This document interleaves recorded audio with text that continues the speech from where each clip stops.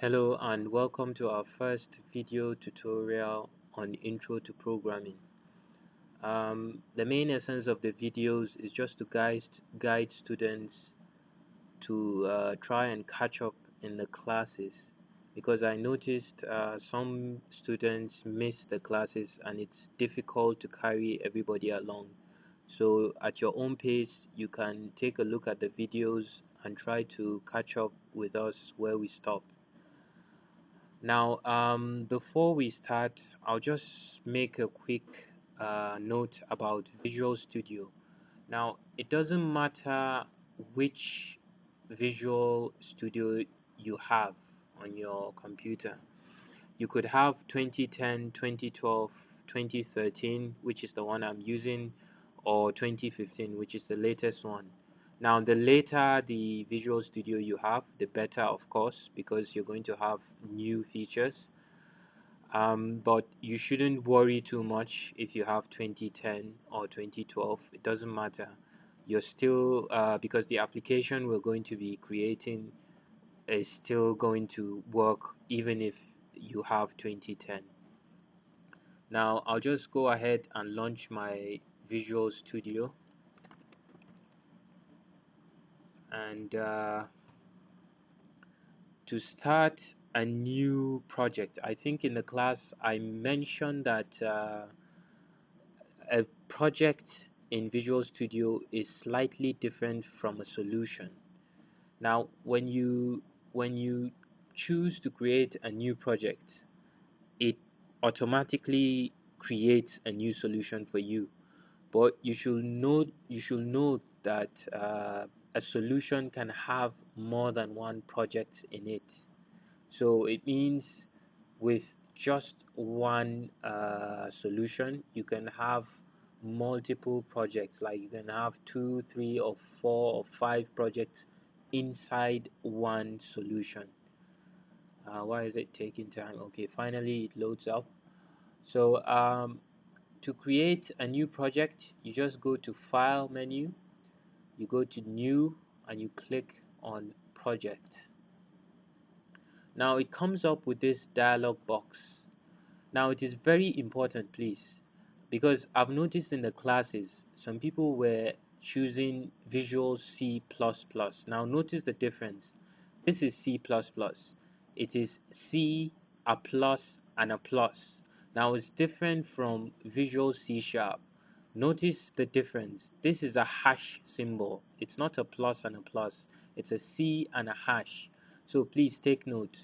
Let's make sure when we're creating a new project, we're selecting Visual C#. Now, after you select Visual C#, you see a list of templates which you can choose to start as your base application. Now, I think in the class I mentioned that you could have several other templates that are not even listed here. You can see it says click here to go online and find templates, which means you can get more templates online. The application we're going to be creating is just a normal Windows Forms application. So we're going to select Windows Forms application. Next, you're going to change the name of the project. Now notice the solution name. As you're changing the name of the solution, you're changing the name of the project, the name of the solution also changes. So just take note of that. I'm going to call it Smart Calculator in full. I think in the class we called it Smart Calc. I'm just calling it Smart Calculator because I don't want it to erase the original Smart Calc we're working on in the class. So this is a brand new one I'm creating and I'm just calling it Smart Calculator. After that, you just click OK. The project cannot be created because project already exists in the folder. Okay, that is because I already have another project named Smart Calculator. So in that case, I'll call it a different name. Let's call it Smart Calc with a K and a K. So Smart Calc. and I click on OK. So you see, this is the Visual Studio Integrated Development Environment, or IDE. All these menus and sub-menus that have other sub-menus, please don't let them scare you away. Like I said in the classes, we're just going to go straight and do what we need. If there's anything we need, I'll show you how to get to it. So in the meantime, I think what you should be doing is perhaps you should try and test out all these menus when you have the free time. Probably not all of them, but I think most of them, the names make sense. Um, you know, they have meaningful names, so you shouldn't have problem knowing what they do. So like I said, we're just going to start and go straight to what we need to do. Now I'm closing these because sometimes when some students open their Visual Studio, this is what they get. Even though they already created a project, they get this empty blank space, and they begin to complain, oh, I can't find my project, my Windows Forms is not showing, blah blah blah. Now, to rectify that, the only reason you're not seeing your Windows Forms is because you're not accessing it from the Solutions Explorer. Now, the problem here now is the Solutions Explorer is also missing. It's where normally it's supposed to be on the right here in this space. Now, to bring back your Solutions Explorer, you just go to View and you click on Solution Explorer, and this is your Solutions Explorer. Now, there's another window we'll also need, I think, which is the project window. You go back to View again and you click on Properties Windows, and that's the Properties window. Now, if you notice, the Solutions Explorer holds every file that's in your solution. Like I said before, you could have more than one project inside your solution. Now, in this solution, you only have one project, which is the Smart Calc. Now, if you click on this little arrow on the left, it extends and it displays all the files that are inside that project. Now, you have properties, you have references, you have app.config, you have form1.cs, you have program.cs. Now, all those ones that end with .cs are C# source files, which means you can actually see the code.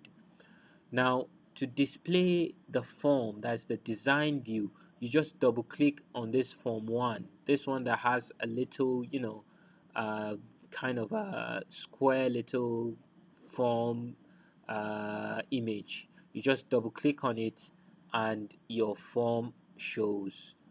Now, to see the code in your form, you can right click on the form and click on View Code, or another shortcut option is F7. So you just click on View Code and you see the code for creating that form. Now, I think we should probably stop here for this video, but before we do that, let's just test and see what we have as the base of a form, Windows Form application. So what do you get when you create a Windows Forms application from the template? Now, to test run your app or your application, you will see a green play button at the top, and a label that says start.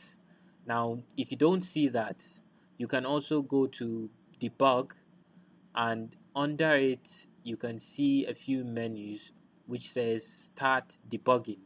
Now, if you click on start debugging, it will run the application, and this is what the user will see. Suppose we have finished creating our calculator application. This is what the user sees, and he can so far I think the only things the user can do is now the user can increase the size of this form that he gets. He can click on this square button to enlarge it to full screen. He can click that to restore it back, and he can minimize it to the tab to the taskbar, and he can click that to bring it back. And finally, he can click on this X button to close the application. Now, this is also very important. Please note that when you want to make changes to your code, or you want to make changes in the design view, please make sure you close this application. I've seen several times where students try to make changes to their applications without stopping or closing this running application. Please take note. So always make sure you click this to close it before you make changes. So I think we're going to stop here in this first video tutorial, and I'll see you in the next video.